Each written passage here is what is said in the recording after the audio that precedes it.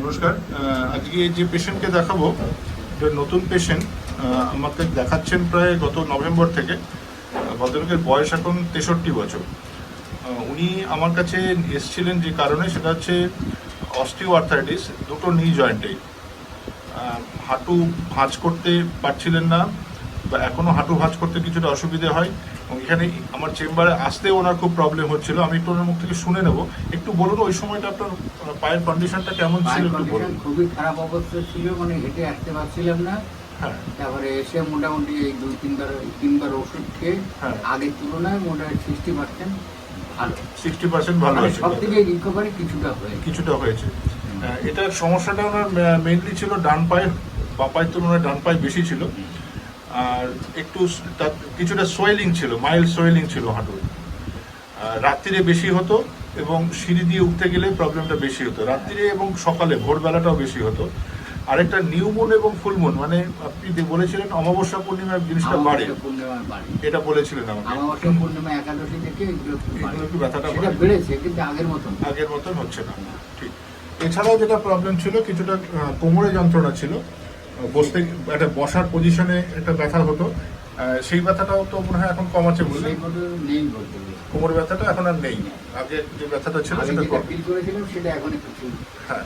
আর ঠিক, আরও যেটা সমস্যা ছিল, একটা প্রস্টেট এনলার্জমেন্টের ব্যাপার আছে ওনার। বিএইচপি অর্থাৎ বিনাইন হাইপারট্রফি প্রস্টেট। সে পুরুষদের, ছেলেদের পেচ্ছাপের রাস্তার ঠিক পেছন দিকে এবং ইউরিনারি ব্লাডারের ঠিক নিচে একটা গ্ল্যান্ড থাকে, প্রস্টেট বলে। সেটার একটা ইনফ্লামেশন হয়, কিছুটা বড় হয়ে যায়, যে কারণে পেচ্ছাপ করতে কিছুটা অসুবিধে হয়, সেটা ছিল। এখনও সেটা পরিমাণে আগের থেকে কিছুটা কমেছে। ওনার প্রবলেমটা যেটা ছিল, খুব অবস্ট্রাকশন হতো, ফোটা ফোটা করে হতো, বেশি টাইম লাগতো অনেক। এখন যেটা হচ্ছে, সকালে ভোরবেলার দিকে প্রবলেমটা কিছুটা হচ্ছে প্রথমবারের ইউরিনে, কিন্তু তারপরে সারাদিনে আর থাকছে না। ঠিক তো এই কথাটা? সারাদিনের ফ্লোটা আপনার এখন প্রায় অনেকটাই ভালো হয়েছে আগের থেকে বেটার এটা। হ্যাঁ। আর এইগুলো ছিল মেন প্রবলেম। আরেকটা ছিল পায়খানাটা ঠিক পরিষ্কার হয় না, এখনও ঠিক পরিষ্কার হয় না, একটু কনস্টিপেশনের টেন্ডেন্সি আছে। সেই কারণে মাঝে মাঝে উনি হয়তো কখনো ওই পার্কেটিভস নেন, খেতে হয় ওনাকে। এগুলোর ওপর বেস করে ওনাকে প্রথম দিন যেটা দেওয়া হয়েছিল, এটা আজকে যেটা বলার, সেটা হচ্ছে ল্যাকক্যান 0/1 এবং 0/2। কিন্তু ওনার যে সিমটমসগুলোর উপর বেস করা ছিল, আমি একটু জেনারেল সিমটমসগুলো বলে নিই। সেগুলোর মধ্যে দেখা যাচ্ছে যে ডান দিকটা বেশি ছিল তুলনামূলক বাঁ পায়ের তুলনায়। ওনার গরম এবং ঠান্ডা, কখনো গরমটা বেশি লাগে, কখনো ঠান্ডা বেশি লাগে। ঠান্ডা লাগার একটা টেন্ডেন্সি আছে।